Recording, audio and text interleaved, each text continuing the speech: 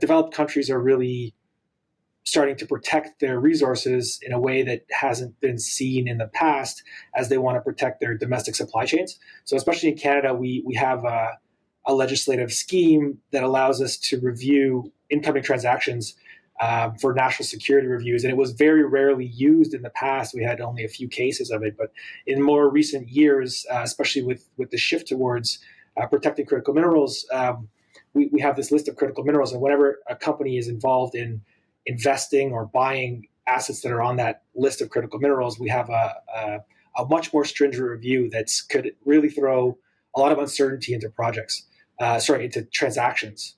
So you need to lay the groundwork, and you can't really control how the government is going to view your transaction or the outcome of it.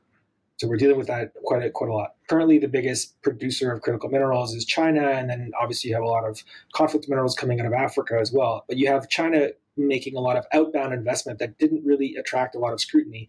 I'm a Canadian lawyer. Our firm practices all over the world, but working in Canada, we see that from the Canadian government now that we didn't used to see. So I think that in particular, where you have a lot of state-owned enterprises coming out of China making outbound investment is where we're seeing the biggest roadblocks, whether it's small investments, strategic investments in assets, or purchasing assets entirely. We see the government stepping in to even reverse some of those transactions where parties have negotiated a deal and taken expenses and gotten their shareholders on board, and we've had the government say, no, you guys can't do this. So now we have a government that's really saying that assets that a Canadian company owns that are outside of Canada are effectively still subject to the jurisdiction under national security review of Canada, saying we want to protect that asset, even if the asset might be in Argentina or in Chile or in an African country.